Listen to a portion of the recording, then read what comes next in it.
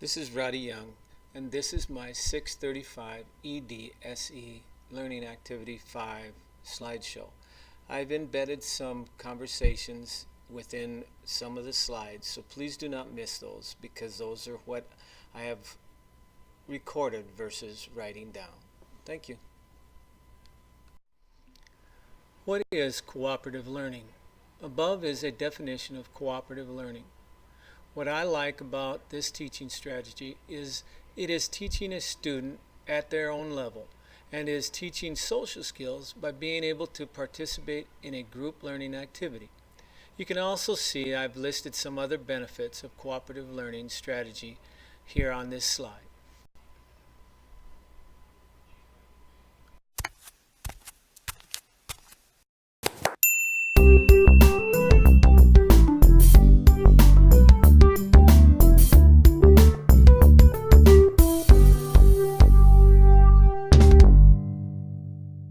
Hi, I'm Alex for Teach Like This, and this is Think, Pair, Share. Think, Pair, Share is a really easy strategy to remember because it first requires students to think, then pair up with a partner, and finally share their thoughts. You can do this strategy by providing a question or a prompt that provokes student curiosity. Students should then be given a couple moments, not minutes, to think about the prompt. And pair up students with close neighbors or desk mates and have them talk about their individual thoughts. During this time, they can evaluate which answers and ideas they think are the best, most creative, or most unique. Finally, students are ready to share. You can do this in a variety of different ways, and all of them are good.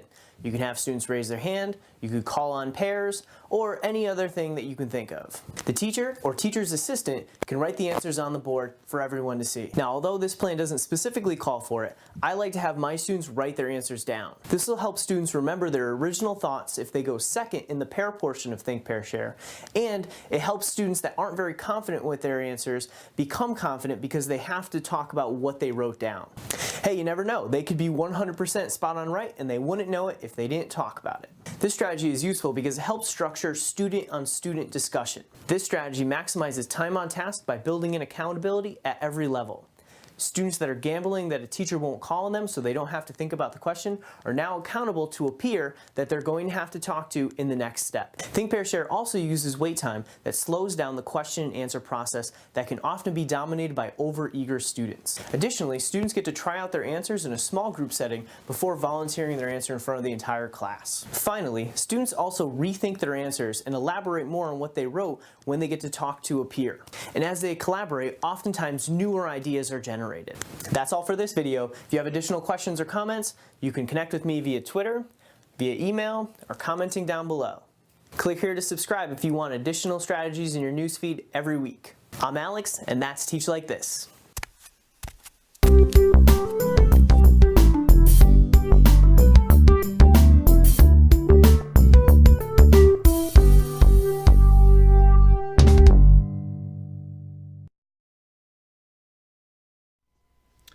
This is a nice video that explains Think, Pair, Share. This is a great way to get students to collaborate together and to help enhance their social skills. This slide gives a more in-depth look at 5 key elements that a student will benefit in if an educator uses differentiate corporate learning strategy in their classroom. In the book Tough Kids by Rhodes, Jensen, and Rivas, they talk about how having a lack of social skills will affect a student in school and how it will affect them later in life. They say the most effective social skills training program for tough kids is direct instruction approach. Here are their 6 components of an effective social skills program. We as educators need to enhance the students' social skills in the classroom to the point that they will practice those same social skills in other settings. There are a number of procedures we as educators can incorporate in order to encourage the generalized use of social skills. Rhodes, Jensen, and Rivas have given 10 procedures that an educator can utilize in enhancing a student's generalized use of their learned social skills. I have listed those 10 procedures on this slide. In the book Tough Kids by Rode, Jensen, and Rivas, they talk about 4 advanced strategies in public posting. When using these strategies, you can decrease disruptive behaviors and improve academic motivations in the students. This will improve a student's academic learning time because they will be focused more on the content that is being taught in the class. I have listed the 4 advanced strategies on this slide and the following slide.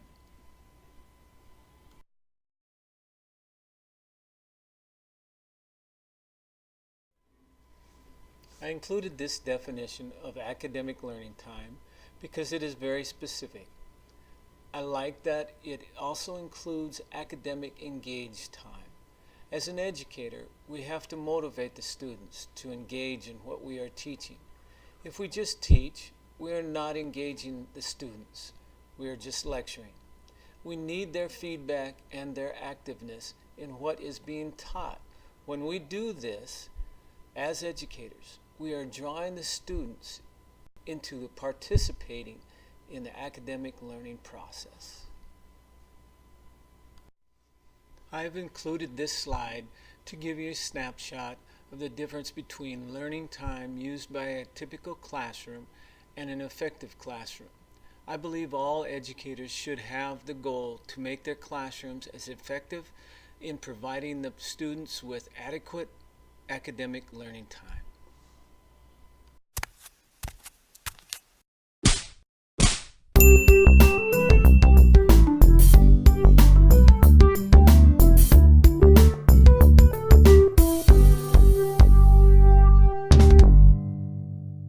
Hi, I'm Alex for Teach Like This, and this is an oldie but goodie, direct instruction. The direct instruction model has a lot in common with release of responsibility. I've also heard it called explicit teaching and teaching for mastery. In a good direct instruction lesson, teachers should include 4 things. First, motivate the students and build their background knowledge. Second, explain the new skill that they're going to learn. Third, model a quality product for them. And finally, provide guided practice. This will look the same in any classroom, in any content area. Start by setting the stage for learning. Ask yourself, do the students have enough background knowledge to build upon that foundation? Do they know why they're reading a particular text? Do they even care about this content? The best place for any lesson to start is by explaining the purpose for the activity. Today we're going to work on blank. By the time we finish, you'll be better at blank. After explaining the what and the why in the lesson, you want to move on to the next step of the how. The best way to do this is provide a no-frills explanation about what students are going to do. A good explanation for your lesson does the following things. Divide the task into a few component parts. Tell the students how many steps will be involved. Provide the steps both orally and visually to accommodate for multiple kinds of learners and to reinforce. And finally, state the objectives as clearly as possible. As a side note, some teachers try to grab students' attention and provide motivation by telling them how hard a task is going to be in order so that they pay close attention and do well. However, usually this backfires. During an attention grabber like that, some students only hear the word hard and then shut down. Instead, accentuate the positives. Let me show you an easy way. Or, you won't believe how fast you get this. Or, we're going to go slowly together. I'm going to make sure nobody gets lost. In this way, all students will feel empowered to face the challenge of new learning. The next step of direct instruction is modeling. It's not enough to just explain to students what you want. You have to show them. Modeling allows learners to watch the process unfold before their eyes in the correct way. This means the teacher will engage in the task exactly as he or she expects the students to engage in the task. Also, while modeling, it's ideal if the teacher involves the class while modeling. Pass out markers so students can help underline things that you have on the board. Ask prompting questions of answers that you know that they know. Ask students for a synonym of a word that you write on the board. Ask the students to proofread your notes. Or ask students to read aloud the completed response. See if it makes sense. Do we need to make any changes? Without that active involvement, modeling is not going to achieve its intended purpose. The final step of direct instruction is guided practice. This would be the time to involve a graphic organizer that would guide students along their path to success. After students are successful with the graphic aid, the teacher should start working backwards. Eventually, the model should disappear, and at a certain point, the answer criteria. When students are able to answer the question without any of the support, that's when they're ready to be independent. Using the direct instruction method, the student will be successful if they put in the work. So before you explain and before you model, make this shared responsibility clear to the students. First, I'm going to tell you what to do, then I'm going to show you how to do it, then I'm going to help you do it, but at a certain point, you're going to do it. That's all for this video. If you want additional information, connect with me on Twitter, by email, or commenting down below. and subscribe for the latest teaching strategy in your newsfeed. I'm Alex, and that's Teach Like This.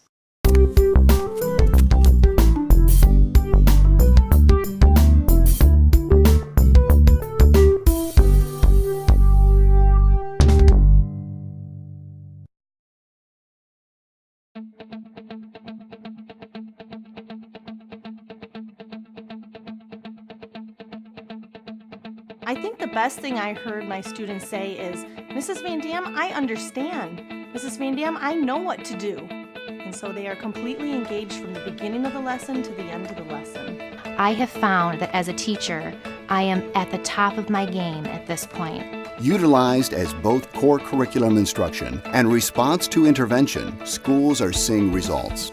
Direct instruction works.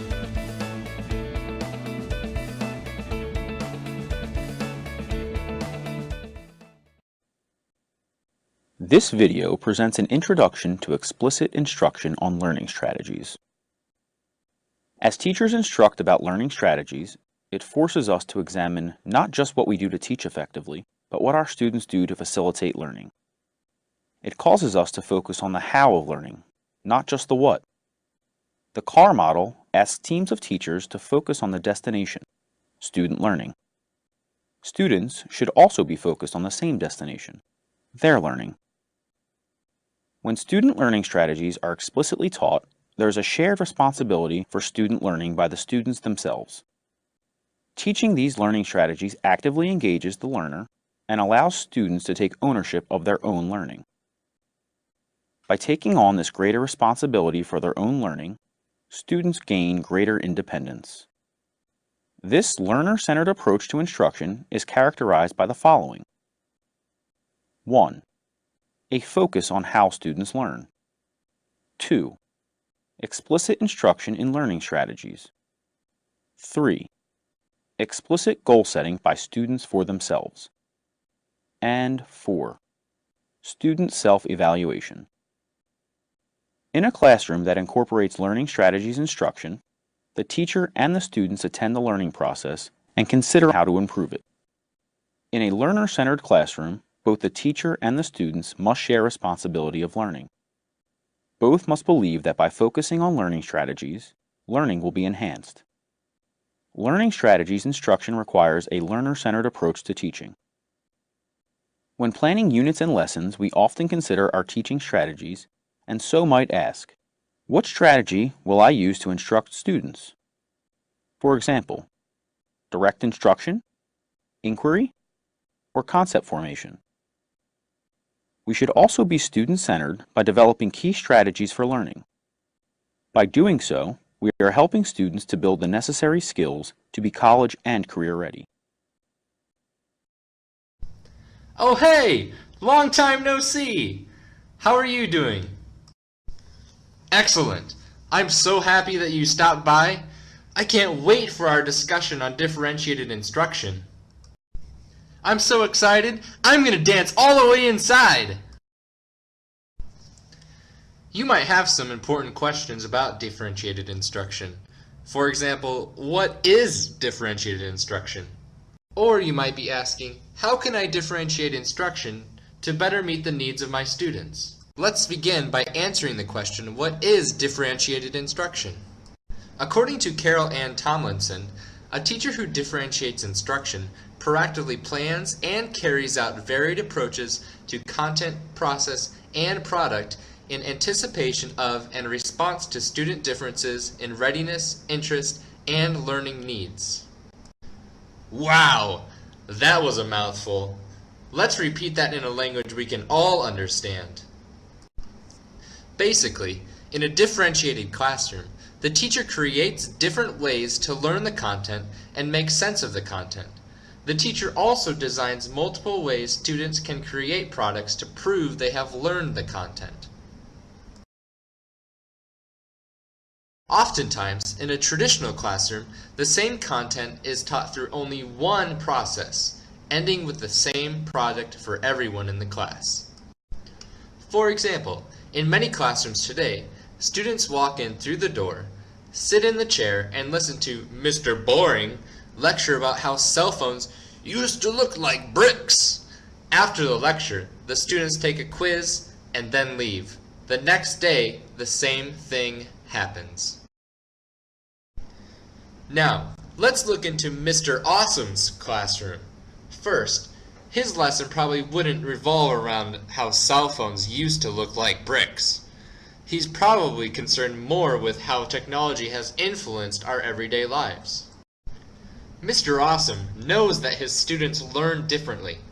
He also realizes that his students don't know exactly all the same things, so he assesses their knowledge. He now has an understanding of what his students know about how technology has influenced our everyday lives. He acknowledges that some students don't know what technology is, while other students could easily build their own computer.